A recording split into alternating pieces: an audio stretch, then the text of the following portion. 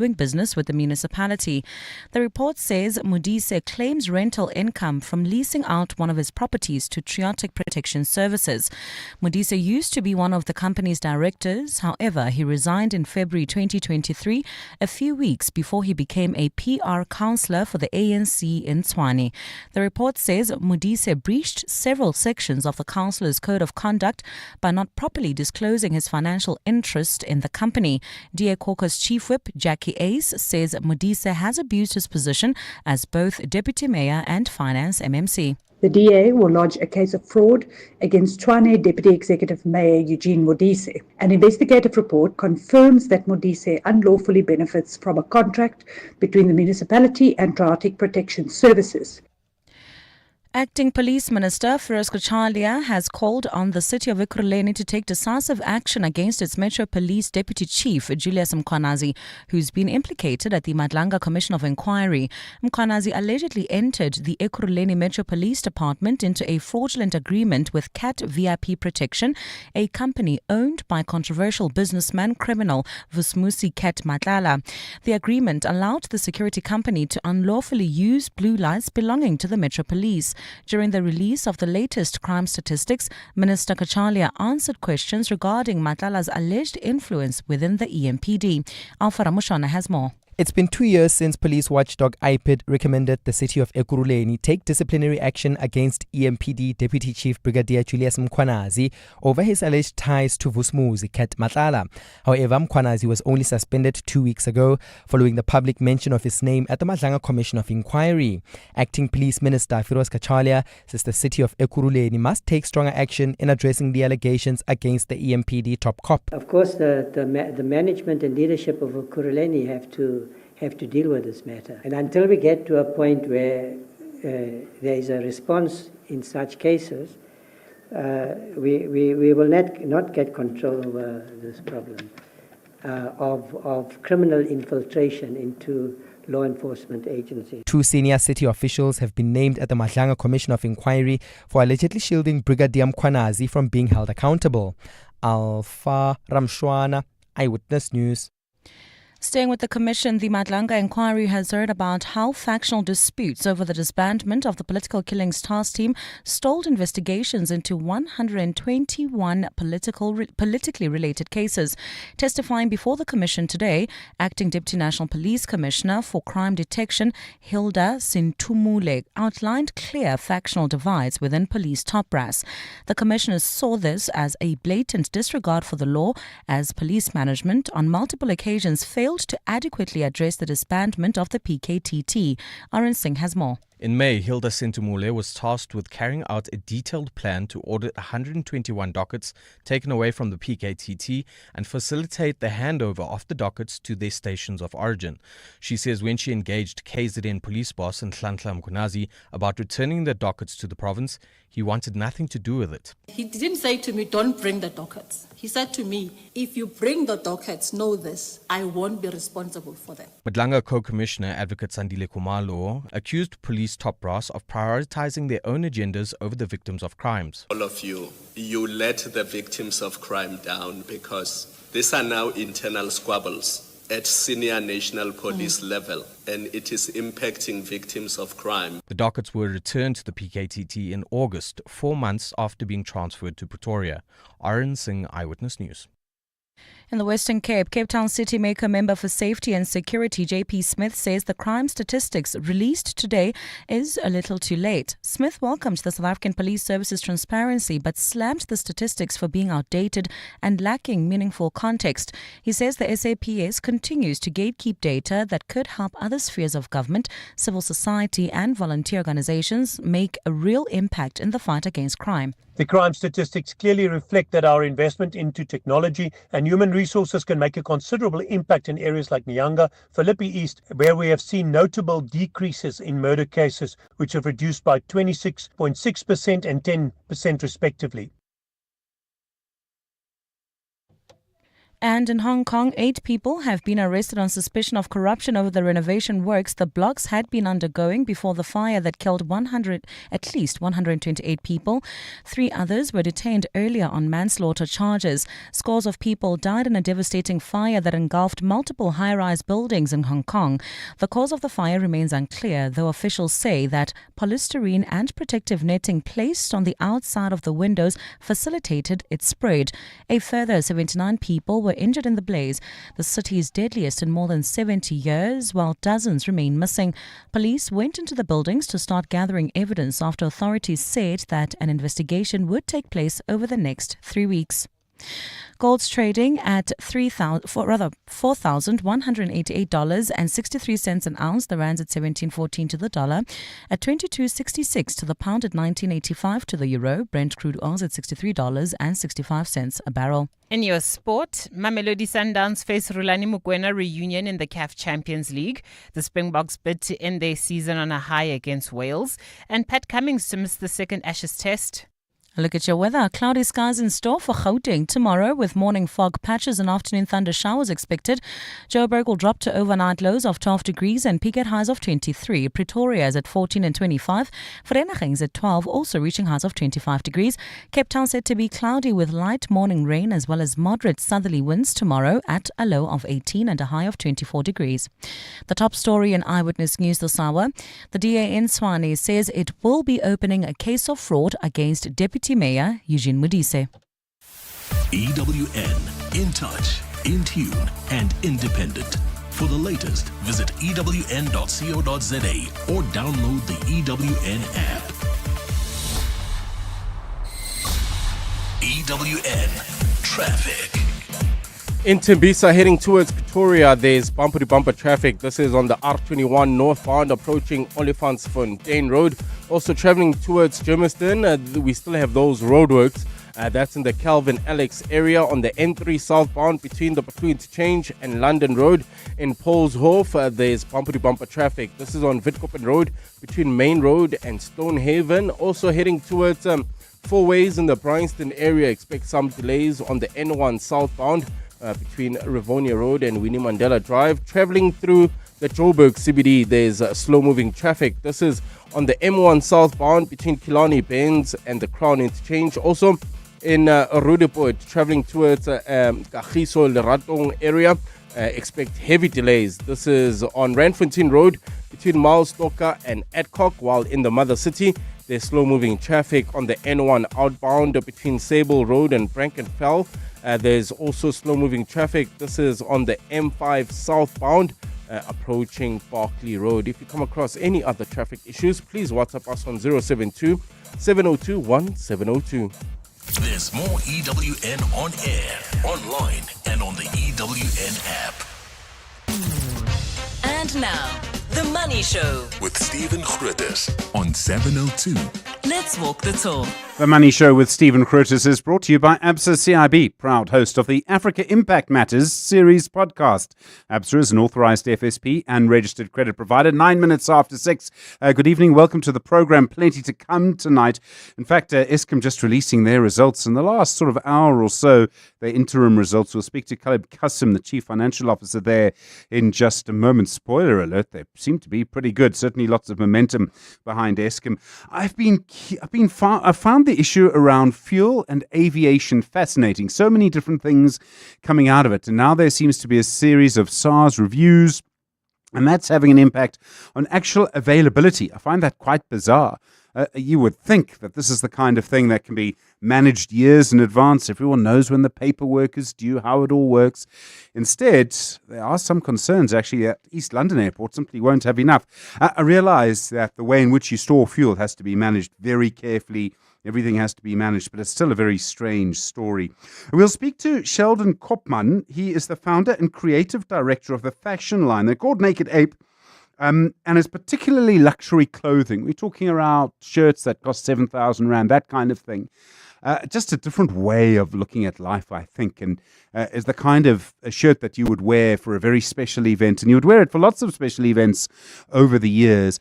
One of the questions I do want to ask, though, is, are they aimed at a particular age demographic? I mean, Could I wear one, or would it be for younger people? I mean, looking at the pictures, I think maybe younger people, but we'll find out as we go. Looking forward to that conversation. Good to hear from you tonight. I would love to know how your Black Friday went. Didn't go very well for F&B by the looks of it. They had quite a few glitches. Other banks, Absa, Discovery, all reporting much higher transaction numbers than usual. It's quite interesting. I remember in the 1990s, my first job ever that was sort of not working for my dad was actually in a shopping mall. And it was a shopping mall sort of on the border between Joburg and Ekurhuleni. And if you know that area, you know exactly which one I'm talking about. And they used to always say the two busiest shopping days were Christmas Eve, and in the shop I worked in, you felt that. And the other one was the Saturday before Christmas. How different is it now that it's Black Friday today? It's so interesting how that's happened. And it's just marketing. There's nothing else. Nothing, the sun still is in the sky at the same time. Nothing's changed. And yet, the busiest shopping day of the year is actually today. Just a reminder, tomorrow morning, maybe even now, go and just check your bank account. Make sure that no one used the huge transactions, the number of transactions, to actually defraud you or steal from you. Your Black Friday shopping expedition, please, your story. 072 702 1702 and call us on 011 883 0702 and 021 446 0567. Don't forget the Friday Biz Blitz in about half an hour. The Money Show with Stephen Grootes, live on 92.7 and 106 FM. Streaming on the Prime Media Plus app and DSTV channel 856. 12 after 6. Well, Eskom reporting another strong set of interim results for the 6 months to the end of September. It made an after-tax profit of over 24 billion rand. That's up by 37%. It grew revenue by 4%. It did have a reduction in sales volumes. Khalib Qasim is the Chief Financial Officer at Eskom. Khalib, good evening. I really appreciate the time. You made a profit in the last financial year. You make a profit in this period again. That would indicate that you have a lot of positive momentum behind you. Good evening, Stephen, to you and your listeners. Yes, definitely this is positive. I think also beginning of this week we see the S&P upgrade for Eskom. And it's really on the back of delivering the turnaround operationally and financially. And, today, it was the last day of literally their existing board members. A lot of them are leaving. So I think what they've done over the 3 years has been tremendous, Stephen. You got a tariff increase of 12%, but your revenue was only up by 4%. Why is there such a big difference there? And I mean, I presume that you sold less electricity during the period, and that's responsible? Yeah, definitely. The sales volumes are down, especially domestically. On the back, I think on some industrials and some big commercial companies, they have challenges in terms of their commodity prices, especially the ferrochrome industry. That has come down. But Stephen, another important factor as well, and we know this is linked to what we don't collect from municipalities. And as you would know, from an accounting perspective, we only can recognize certain of these customers on a cash basis. And we just look at that non-collections, that has increased from 7.9 billion last September 24 to 9.5. So that's also contributing. But there has been that drop-off in domestic sales. I mean, there's no way Eskom can continue if councils don't pay you what they owe you. Yeah, no, it's unsustainable. And September 24, our Munich and metro areas was 90 billion. 12 months down the line, we up to 105 billion from the 90, and just from March year end, from 96 to 105. Clearly unsustainable. This is the biggest issue we're talking about from our sustainability. And then the other one is we need to address what we term the non-technical losses. Two elements in that.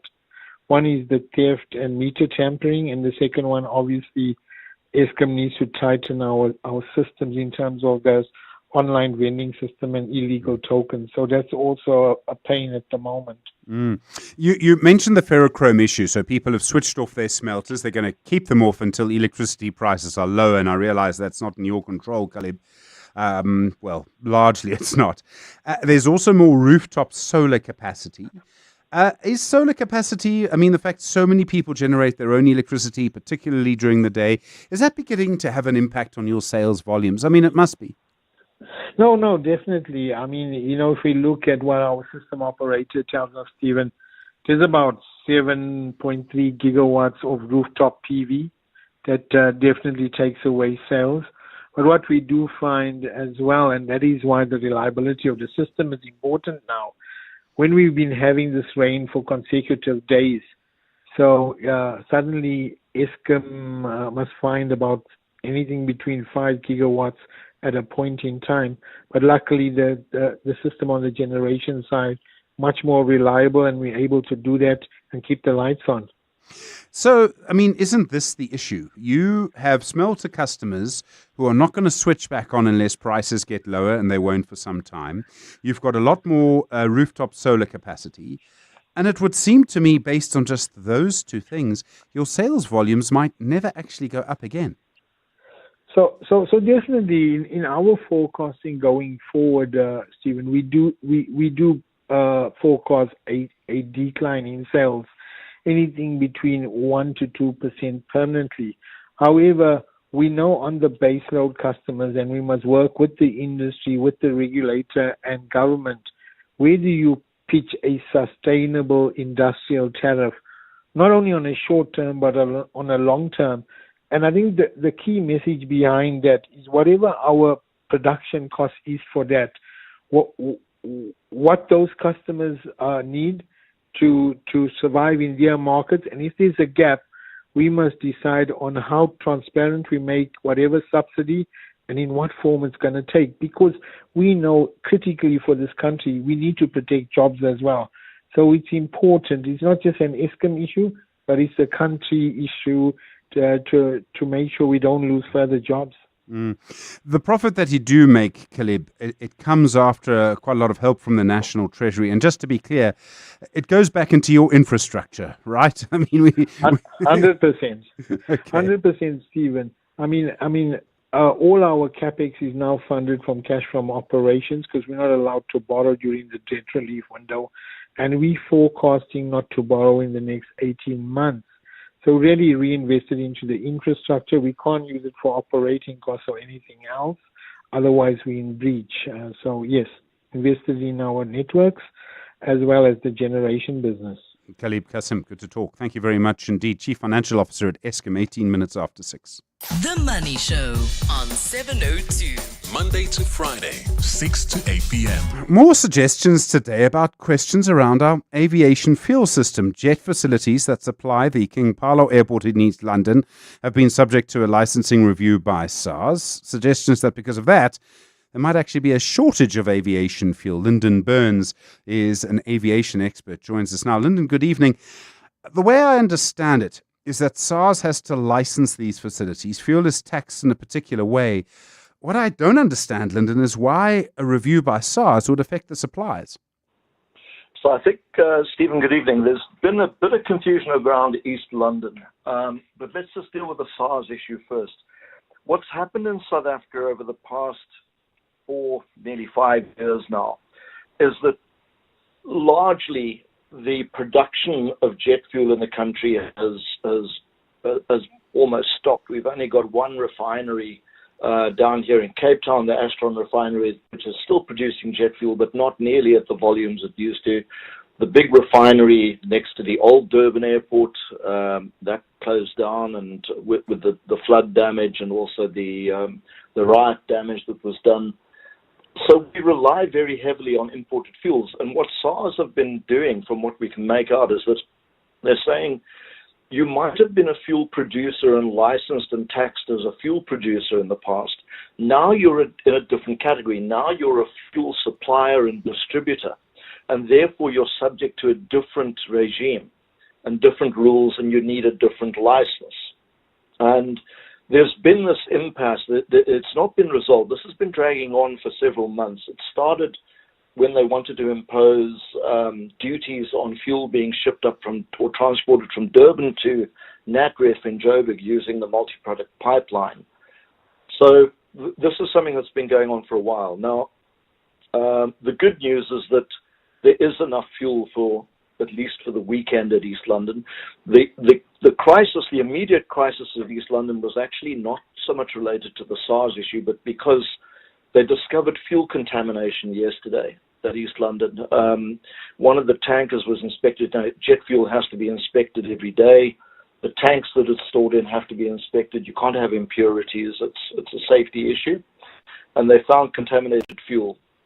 So none of the fuel could be used, and they've had to now truck in fuel throughout today to East London. And I'm told, my last update was about an hour ago, and I was told there is now sufficient fuel there.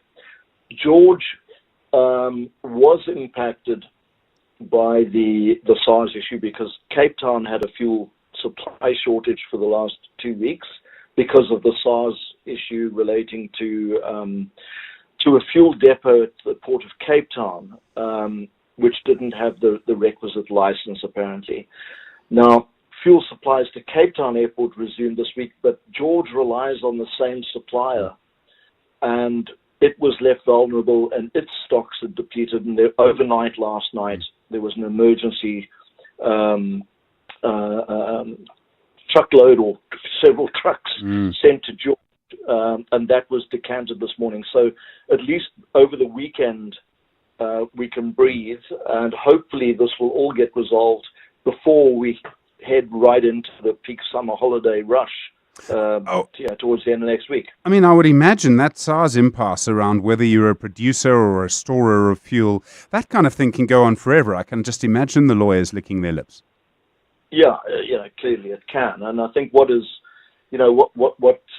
really is, again, painful for the airlines here is that they're the ones that face the customers. If they've got to cancel a flight or reschedule a flight, the customers don't really care. It's, well, I bought a ticket with you. Why are you not getting me where I have to be on time? And the airlines are getting, this is, again, like the ATNS issue that we spoke about recently. This is a problem beyond the airlines making. And frankly, it doesn't help when you've got AXA, the airports company, which is not a fuel supplier. It's not a fuel trader, but it often passes itself off and makes pronouncements to the public, suggesting and implying that it is, by making statements saying, we've secured fuel supplies or fuel stocks are secure. That frankly, that's overreach by AXA. AXA's role is to manage the infrastructure to store the fuel and make sure it gets from the storage tanks into the aeroplanes through the pipelines and hydrants on the airfields. Lyndon Burns, thank you so much, the aviation expert. Really appreciate that. 23 minutes after 6. 702. Stephen is on the Money Show. 6 to 8 p.m. Well, you know how the way in which we trade is changing so quickly. There are a lot more opportunities. There are also, I suppose, more problems. And the Money Show is now in conversation with Prime XBT, empowering traders to succeed. Sihle Tuta is the head of region at Prime XBT Africa. Sihle, good evening. Markets are moving so quickly. You're in the low fee pricing area. How does that help people engage with market opportunities? How does it help them get in on the action? Hello, Stephen, and hello to all of your listeners at home. And firstly, Stephen, the current volatility that we see across all the different markets is definitely creating significant intraday sort of trading opportunities for traders in South Africa. And secondly, obviously, Prime XBT offers some of the lowest trading fees in South Africa across all different trading instruments, with our VIP discounts going up to 70% available from day one. And also the local payments that Prime XBT offers obviously make it easier and cheaper to buy and trade Bitcoin and other sort of crypto assets compared to what you would call traditional exchanges. You're regulated by the FSCA, both for CFDs and for crypto trading. That must be quite important for the safety of your clients, for transparency. And the thing that's central to all of this, isn't it? It's trust.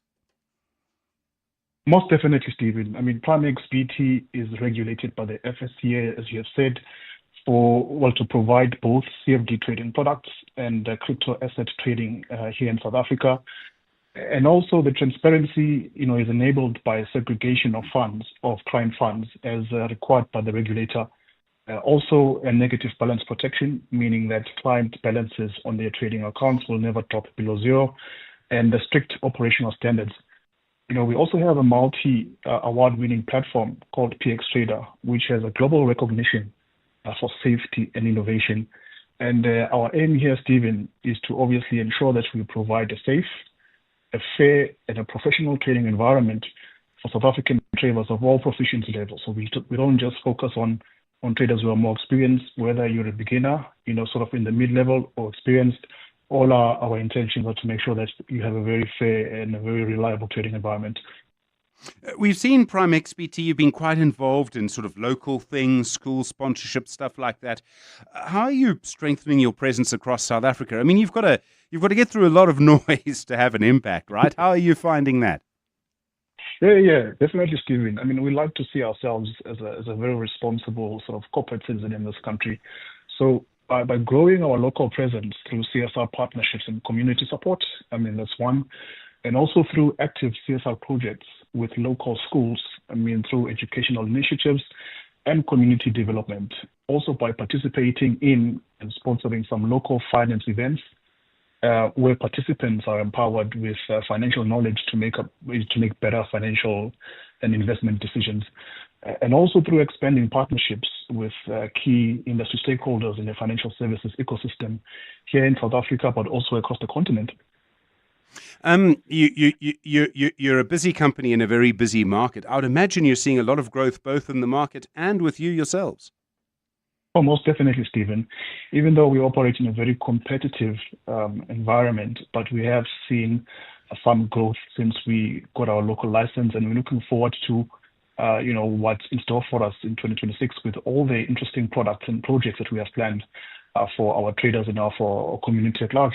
I presume you see a return on your investment. You get involved in the local community and they pay it back.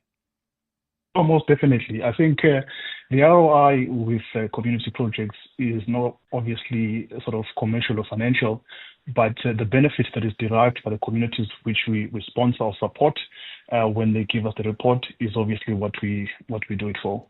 Sekhle Tuta, thanks so much. Head of Region at Prime XBT Africa. As an FSCA-regulated, award-winning broker, Prime XBT gives you the confidence to trade market volatility your way.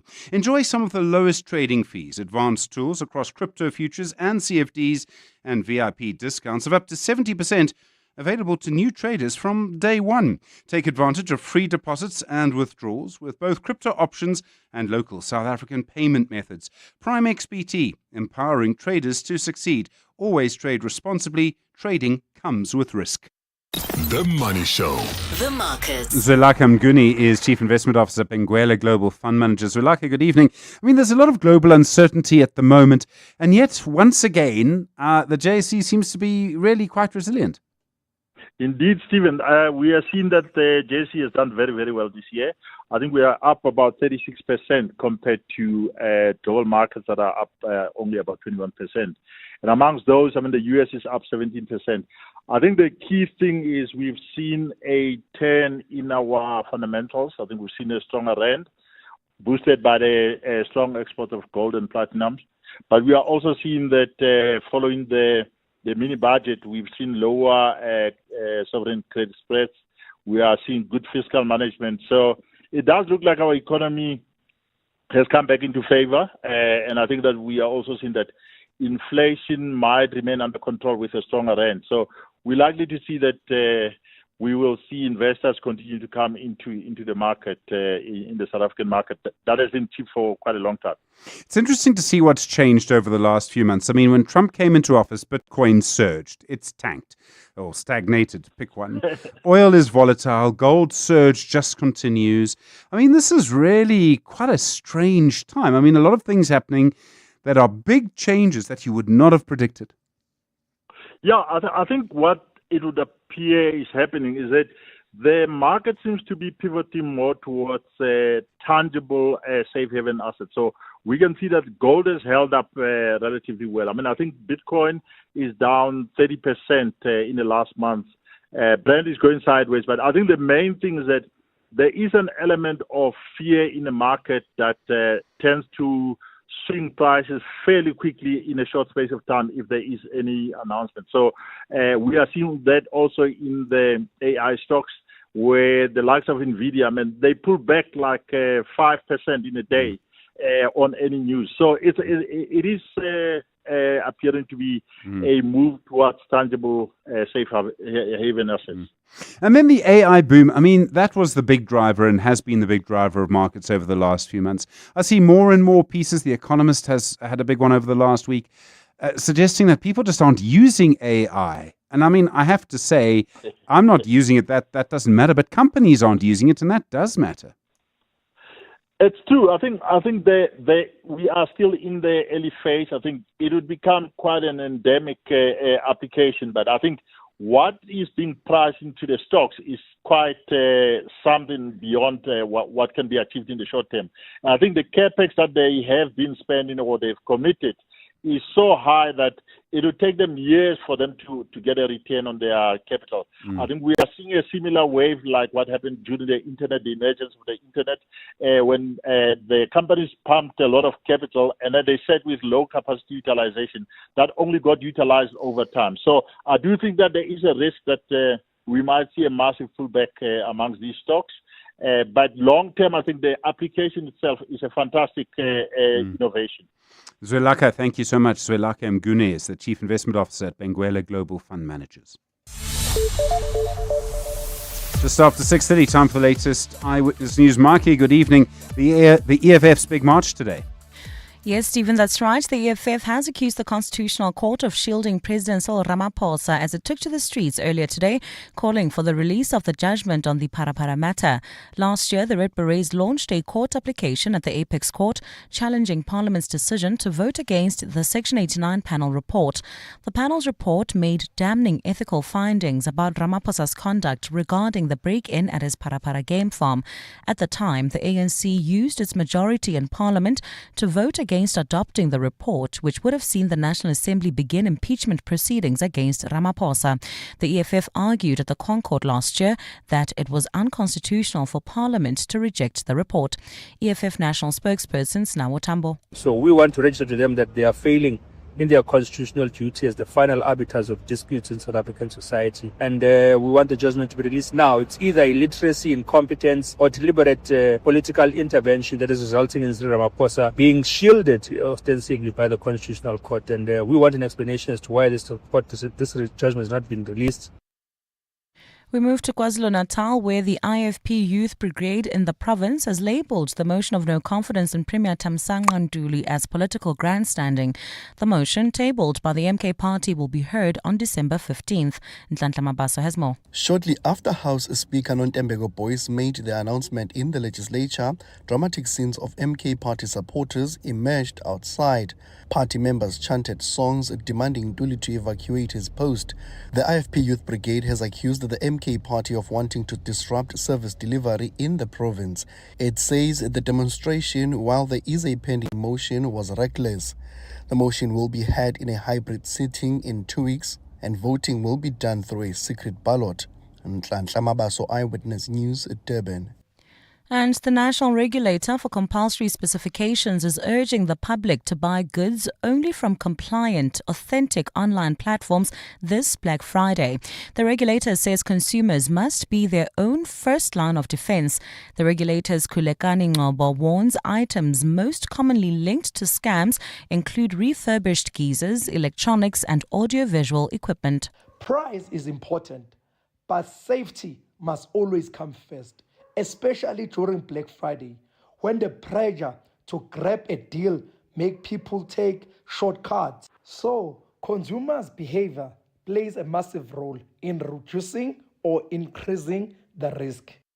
FlySafe has also sounded the alarm on Black Friday scams. The airline's Kirby Gordon says irresistible deals and high transaction volumes make consumers vulnerable to fraud. There are some amazing Black Friday deals out there, but the key is really to let calm heads prevail. You need to check the company's official website address. A look at your weather. A cloudy Saturday in store for Gauteng with morning fog patches and afternoon thunder showers expected. Temperatures will drop to overnight lows between 12 and 14 degrees and peak at highs between 23 and 25 degrees. Cape Town said to be cloudy with light morning rain as well as moderate southerly winds at a low of 18 and a high of 24 degrees. The top story in Eyewitness News. The EFF has accused the Constitutional Court of shielding President Cyril Ramaphosa as it took to the streets earlier today, calling for the release of the judgment on the Parapara matter. EWN Traffic. Well, at this stage, if you're driving through the Joburg CBD, there's bumper-to-bumper traffic. This is on the M1 southbound between Killarney Bends and the Crown Interchange. Also slow-moving traffic. This is traveling through the Southgate Meadell area on the Golden Highway opposite the Joburg Correctional Services. Also in the Deep Kloof area, traveling through the Chris Hani Road. There's slow-moving traffic opposite Bara Hospital. There's also bumper-to-bumper traffic. That's in the Edenville area on the R24 westbound between Edenville Road and the Giluli's interchange. While in the Mother City, slow-moving traffic on the N1 outbound between Sable Road and Brackenfell. Also expect some delays on Nelson Mandela Boulevard outbound. This is approaching Rhonda Bloom Road. If you come across any other traffic issues, please WhatsApp us on 072-702-1702. There's more EWN on air, online, and on the EWN app. Beyond every boardroom is a story waiting to be written. A story of a business and its potential, of a community that thrives, a hospital that serves, and energy that powers millions of dreams. It's a story that only gets better with a partner that has the expertise and solutions to make it a reality. At Absa CIB, we are invested in your story, and we invite you to write it with us, because your story matters. Absa, an authorized FSP and registered credit provider. Enjoy the thrill of the Soccer Panthers Challenge Weekend Edition, an all-new platform from Hollywood Bets. You stand a chance to win a share of the 5 million rand jackpot when you bet 5 rand or more on selected EPL matches over the weekend and correctly predict 10 out of 10 winning margins. Or chase the share of the 50,000 rand leaderboard prize. Entry is free. Let this soccer season bring sizzling success. Bet now. T's and C's apply. Hollywood Sportsbook is a licensed betting operator. No persons under the age of 18 years are permitted to gamble. Winners know when to stop. South African Responsible Gambling Foundation toll-free counseling line 0800 006 008 or WhatsApp HELP to 076 675 0710. Mom, I know what I want to be when I grow up. Oh, really? I want to be an astronaut. An astronaut? Aren't you aiming a little high? Well, that's where you come in. I need you to buy me Pediasure. It has 27 vitamins and minerals to support my growth so that I hit all the milestones, and it's scientifically proven. Okay, Miss Clever. Where can I buy Pediasure? It's available at pharmacies and retailers in South Africa. Pediasure by Abbott. Approved by kids to fuel their dreams. The Money Show with Stephen Grootes, live on 92.7 and 106 FM. Streaming on the Prime Media Plus app and DSTV channel 856. 22 minutes now to 7 the time. Don't forget the Friday Biz Blitz in a few moments. And you know, of course, the numbers to dial for that. Just your Black Friday experience. I made the point half an hour ago or so about how the busiest shopping days of the years have changed simply really because of Black Friday. Gone from Christmas Eve to kind of Black Friday, although you heard analysis yesterday suggesting that it has spread out just a little bit. Very unfortunate for one of the big banks, F&B in this case, to have a bit of a glitch, and I do wonder if that impacted some of their customers, what that meant, and what happened. You know, with with things like that, with IT issues, you never really get to the bottom of it, or I always feel that you never really know. And I don't know if it'll make them feel any better, but in the US, futures markets for the Nasdaq and the Dow Jones had to be suspended early this morning. Well, sort of lunchtime, our time, I suppose, because of a glitch. They did get to the bottom of that. They said there was a heating issue on one of their units. I imagine something overheated, although you would expect there to be a backup after a backup after, I don't know, a backup. And that did not seem to kick in for quite some time. So some difficulties coming through on Black Friday. The other news I found interesting today, Tuba losing that court bid to stop the handover to Sizakaya of the National Lottery. And I remember making the point to you when all of this started. We have set up a system where no matter what happens, when one company takes over the National Lottery from another, there will be a court case. There's got to be another way to do it. We're not the only place where this happens, but I just find the whole way in which it's managed. I don't know if there's time for a rethink. If you did, someone would go to court, but there's got to be a way to do something. EWN Sport. Well, Kelly usually has the answer to these things. You wouldn't scrap the lottery, would you? No, just give me all of the money. Well, I'll decide what to do with the money. to get all the money, you need to run it. I guess they're the ones who do quite nicely. Listen, I have scams and schemes. Indeed.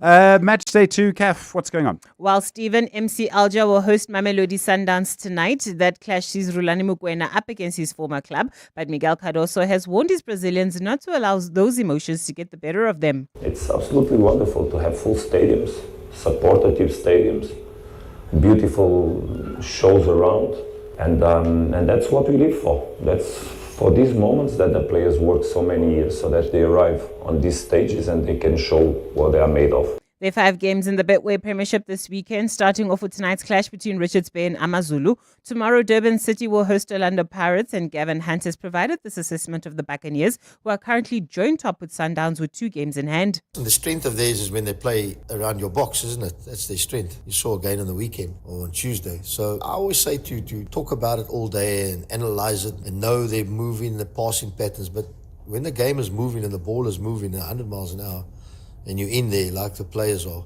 like I've been, you understand, you can talk all day. You need to be really switched on. You need to be concentrating on the final moments. Anna Slot says Liverpool must now fight together as they suffered their 9th loss in 12 games. They're currently on their worst run in 71 years and return to action against West Ham on Sunday in the Premier League. Now, there's a lot of pressure if you work or play at a top club. And even more so if you start losing more games than this club or this players or this manager is used to. So then there's always pressure. But there was a lot of pressure last season as well for us to win the league. And now it's a different kind of pressure because we've lost so many games. But what it does to me, I can just do the same, but I don't have to play. So maybe my job is a little bit easier if it comes to this, because I think it's hard for every player if you are in a bad run of results. And the Springboks conclude their Autumn Nations campaign with a clash against Wales tomorrow in what will be the last of these North versus South outgoing fixtures. World Rugby has launched the Nations Cup, which will be played across the July and November international windows. And Rassie Erasmus has discussed how the new competition will impact test-playing nations. It's something that you as a player treasure. Even people might say this is a bad Wales team and it's a second string South African team. It's a test cap. It's something that you as a team goes together and a player learns a little bit more. So I think if we can work in another 2, maybe one SAA side game before the incoming series next weekend, just for us to, because the guy would have played 6 nations, we would have played nothing then. And the greatest rivalry is only post that incoming series in June. It's nice to shake things up. I mean, I realize there's lots of controversy around this. These players are not available. But this is where new talent emerges. In the provinces, that some of them don't have their players for the Springboks, and then for Wales, because their players are with their clubs. This is how new talent gets a go. I agree with that, but also there's something interesting about having the Europeans come to Africa at the beginning. The Northern Hemisphere at the beginning, and then the South goes at the end of the year. Also, it's different talents. Like right now, when you consider this non-playing test window, the fact that it's the other 24 players that aren't necessarily the first team players that kind of have to test themselves against Wales who are going, okay, what strength and depth do we really have? I just think I can answer that for you. World Rugby is at a point where they're kind of going, okay, everybody has too much power doing their own thing, and especially with the great rivalry coming aboard and Sansa having to kind of accept the fact that South Africa can do what they want and play in whatever competition that they want. I think it's their way of kind of saying, no, guys, submit to us because we are the governing body. But if it works well for them and we all enjoy the games and England are all of a sudden beating South Africa and New Zealand, it's great. They'll argue that it's working. But if the Southern Hemisphere's teams steamroll all the Northern Hemisphere teams, we're back to square one again. Oh, indeed. Tolakele, thank you. Tolakele Mganga with you, EWN Sport. 702 with Stephen Grootes. Email him on stephen@702.co.za. On the next Money Show, we chat financial results with Discovery Life Insurance. We have the comedian Vafa Nagari on How I Make My Money and a conversation on how South Africa retailers are rewriting the rules of play in the 7 billion rand toy shake-up. All of that and more on your next Money Show. The Money Show. The Friday File. The Friday File. Just gone 7:15. Don't forget the Friday Biz Blitz in a few moments. Well, tonight we're focusing on fashion and a particular kind of fashion. It's fashion from the house The Naked Ape. Sheldon Kopman is the founder and creative director of Naked Ape. Sheldon, good evening, and thanks for taking the time to speak to us on a Friday. I have to start, obviously, with the name. Where did the name come from? Hi, good evening, Stephen, and thank you for the opportunity. The name came from a very long time ago, and it was really taken from a book that was written by Desmond Morris called The Naked Ape. And really it was the understanding of how man needs to understand his primates and be able to respect Earth and everything alike. And later on, this was at a very young age, of course, and later on, it evolved into a fashion brand, being Naked Ape. And the approach is very much into evolutionary wardrobe, meaning that something has to integrate into the space that you have available. So buy less, wear more, quality over quantity, that kind of thing. So you describe your, I don't know, do you call them clothes? Do you call it apparel? Do you have a classier name? But you describe, let me say, you describe. Well, it's, go on. Ultimately, it's clothing, Stephen. But apparel is also a derivative thereof. And we tend to use the word garments, which is a lot more befitting. I was going to say you describe your fashion because that was going to get me out of the problem. You describe your garments. You say African-inspired, non-binary. What do you mean by that? And I realize I'm asking you to put a look into words, which is not an easy thing to do. Yeah. But you're clearly going for a certain consciousness. Absolutely. So basically, I'll start with the African-inspired. I mean, everything we do is pretty much inspired by the continent, locally produced, and sourcing as many textiles as we possibly can on the continent before looking abroad. Then it comes to everything from the inception of the collection, whether it be a seed or let's just say a berry that grows in a certain tree, is inspiration, and it's all about the Africanism thereof. Certain language, certain understandings of culture, and exposing it, but using that as a creative tool, but not really being, how do I say, literal about the entire thing, approaching it from an artistic space. When it comes to non-binary, we're in a space right now where, we have to consider the space of gender fluidity. We living in a different time, and our youth is morphing into all kinds of wonderful directions. And I would say that non-binary really is about the fact that what she can wear, he can wear, kind of thing. And being able to trade wardrobe between the opposites. So, and also considering everybody else within the space that sometimes is completely gender neutral as well. And I mean, it's very interesting to see this happen. Your clothes have, Sheldon, they have a kind of unique look to them. I'm not a fashionista, I'm ashamed to say. You probably know that about me. But I spent some time on your site today, and if I were, I don't know, somewhere on Sunday and I bump into someone wearing one of your pieces, there's the word, pieces, and I would probably recognize it almost immediately. And I'm not a visual person. So I'm intrigued into how you get that particular look. In an industry whereby you're always trying to create a unique selling proposition within your brand. And we are very limited in terms of the resources that we have available continentally. So we tend to lean towards the more artisanal skills that are available to us within our backyards. So it's about harnessing that and taking that into the actual construction of your garments. Yes, we do have a very distinct look. We are tailor-made, and everything we do, whether it be a track pants or a pair of tights to, the finest suit, we kind of have like a certain signature, and we want to specialize in producing the best, highest quality of garment we possibly can, working within the biodegradable natural fabrics and trying to avoid synthetics wherever we can, which is pretty much 99% of what we do. No, sure. So yeah, the distinctness is something that has worked over time. And like everything, like when we speak about evolutionary, it's about taking something, knowing that a pants is a pants and a jacket is a jacket, but what do we do with it?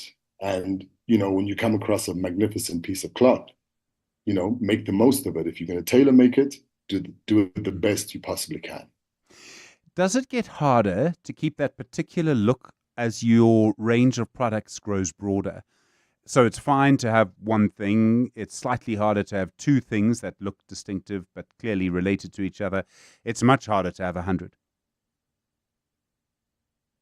You know, over time, Stephen, over the past 15 years, since the brand was launched in 2010, we've basically taken the very same silhouettes and refined them as we've gone along, refabricated them, and just kept the silhouette that works best for our clients that we have. And it seems to be working very well. So we are not the brand that is out there and avant-garde and wants to make a statement about this and that and make a lot of noise about this and that. It's really about what works best for us and what we know best and how can we improve on it every single time. Your pricing is interesting. I mean, some of your shirts are sort of 7,000 Rand. Your suits are more than that. What do you picture people wearing these clothes for? Is it for an occasion? Would it be, I mean, I'm the kind of person who would have an occasion shirt. Sheldon, you're probably recoiling in shock. I mean, would it be, it's not something you would wear just once. You might only wear it once a year, but you'd wear it once a year for 20 or 30 years. What you might be observing, Stephen, is probably the stuff that you see on runway. So as we take an 80-20 approach to the brand and what we put out creatively. So 20% will be the highest level of our creativity at this particular time. And that's pretty much the collections that you're seeing online. The 80% is the basics of what people need. Like you need a beautifully tailored jacket, shirt, pants. The price points are a lot lower. And it's the basic things that people need on a daily basis. So that is where our bread and butter lies. But like every brand internationally, what you see out there from an advertising perspective and what you see out there in terms of runway collections, these things are pretty much the 20% of what a brand has to offer. But it shows the level of creativity you are at. So as much as the price points might seem a little bit, at least, a lot higher than what you are expecting in a commercial space, you have to understand that we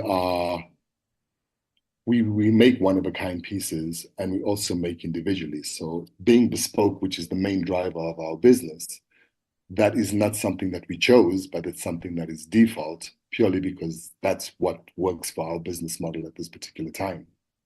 And we have to understand that the pie is big enough for everybody. It's not about wanting to capture the entire market, but capture the market that appreciates you most. And that's who we are servicing. No, sure. Is there a particular age that you go for? I mean, a lot of the sales images will be, you know, someone in their 30s because they're rich enough and still look good. But in the 50s, well, maybe you're just rich enough. Right. So I think that really, if you want something of quality and you value yourself in that level, sometimes you want to spoil yourself. Sometimes, you know, you're able to afford it. I think there's no price to quality and there's no price to luxury. And when you understand that, then you know who your market is. We don't have a specific demographic when it comes to age. We have clients from the ages of 16, 18, all the way up to 85, 90. So, like I say, it's mainly bespoke. They might like a certain silhouette, but they'd want it in a different fabric and a different detailing. We're absolutely able to achieve that. Sheldon's great to talk to you. Thank you. I find that so interesting. Sheldon Koopman is the founder and creative director of the fashion line, the fashion house, let me call it that, Naked Ape. Stephen Grootes. Taking your calls on 011-883-0702. Time for the Friday Biz Blitz this Friday evening. You heard the number. You know how it works. You call us.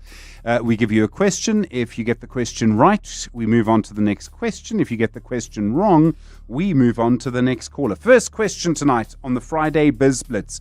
Which city is due to host the G20 that we are not being invited to? First question on the Friday Biz Blitz. Which city is due to host the G20 that we are not being invited to? Who says everyday driving can't be très chic? Rent premium with Sani 6 now. Own the stylish Citroen C3 later.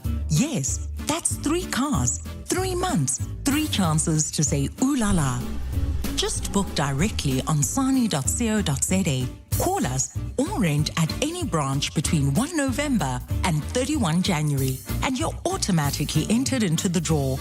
Bon voyage with Sani Sixt and Win. T's and C's apply. Psst. Hey, no longer feeling like the man you used to be? The man who introduces himself and people say, I know. The fact is, 95% of men with low testosterone go untreated. Vitalamin High Performance Supplements for men helps recharge energy, regain lean muscle, and reload performance. Available at all good pharmacies and vitalamin.co.za. Vitalamin. Don't get older. Get better. Small businesses are anything but small. They're the backbone of our communities. The dreamers, the doers, the ones who keep Mzansi moving forward. That's why 702 and Capitec Business Banking are putting them in the spotlight. Every Thursday between 6 and 8 p.m. catch Small Business Focus with Capitec, where we showcase the hustle, heart, and the secrets to thriving in today's economy. Your vision matters, and with Capitec, you're never building it alone. Small Business Focus with Capitec, the business bank for everyone. Thursdays between 6 and 8 p.m. on 702. Capitec Bank is an authorized FSP 46669. The Money Show, Stephen Grootes, is brought to you by ABSA CIB, proud host of the Africa Impact Matters series podcast. ABSA is an authorized FSP and registered credit provider. The Money Show, Friday Biz Blitz. First question on the Friday Biz Blitz tonight. Which city is due to host the G20 that we are not being invited to? Selma, you're in Rudaport. Hi. Hi, Stephen. I just want to say that, as far as I know, it is, as Trump calls it, the great city of Miami. It is the city of Miami, Selma. Yes, you are right. Okay. Second question on the Friday Biz Blitz.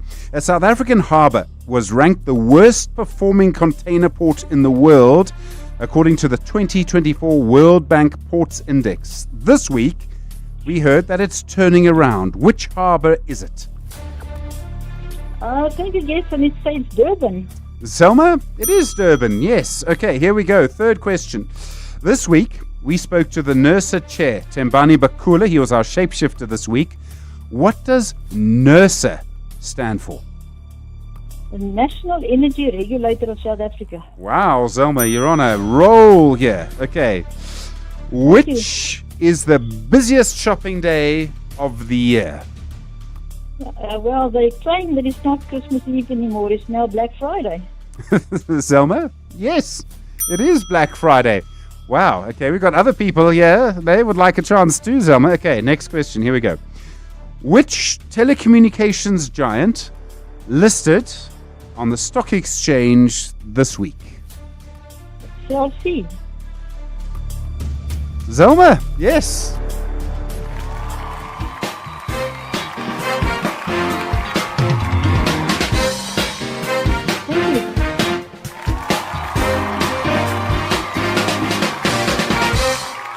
Zelma, congratulations, you're a winner.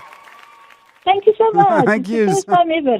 Yes. Thank you. Thank you, Zelma. Congratulations. Okay, it's not very often someone gets the first one right and goes all the way. We've had from the second, we've had people steal it at the last minute. But Zelma, congratulations. And yeah, some very interesting questions coming through today. Okay, so obviously a lot of questions, I think, being asked around what happened with Black Friday today, how busy it's been. And I do just want to remind you once again, just take a look at your bank before you go to bed, maybe when you wake up tomorrow. Make sure that no one used the high transaction volumes to actually insert some payments that were not due. In other words, don't let anyone do what they did to me last year and steal it from you. Make sure that you get it back. You're with The Money Show at 7 o'clock. This is EWN. Good evening, I'm Maki Malapo. The Madlanga Commission has heard how their instruction for the disbandment of the political killings task team created a rift among senior officers at SAPS headquarters in Pretoria. Acting Deputy National Police Commissioner for Crime Detection, Hilda Sintumule, detailed how her relationship with her boss, Shadrack Sibiya, was strained due to tensions. Sintumule says she was instructed by Sibiya to coordinate the handover and audit of 121 dockets that were transferred from the PKTT to police headquarters. She concluded her testimony this afternoon. Arun Singh has more. Former Divisional Commissioner for Detective and Forensic Services, Hilda Sintumule, says while she tried to maintain a cordial relationship with her former boss, Shadrack Sibiya, things began falling apart over internal squabbles over the disbandment of the PKTT. As part of the phasing out of the task team, Sibiya instructed Sintumule to carry out a detailed plan to audit the 121 dockets taken away from the PKTT and facilitate the handover of the dockets to their stations of origin. She says due to her busy schedule, she couldn't prioritize the task, which didn't bode well with Sibiya. I will not say it was one of the best relationships because it's a touch and go. Today, you could be on these good books. Tomorrow, for no reason, you could be in his bad books. Sintumule was not candid about her stance on the disbandment of the PKTT, strongly opposing the decision to dissolve the task team. Arun Singh, Eyewitness News. 4 Cape Town police stations appear on the list of the top 5 stations with the highest number of contact crimes in the country. Contact crimes include offences such as murder, attempted murder, sexual offences and robbery. Acting Police Minister Firoz Kachaliya released the national crime statistics in Pretoria today, focusing on the period between July and August this year. Alpha Ramushana has more. The Mfuleni, Nyanga and Delft police stations, all of which are in Cape Town, recorded the highest number of contact crimes in the country. The Inanda police station in Durban is 4th on the list.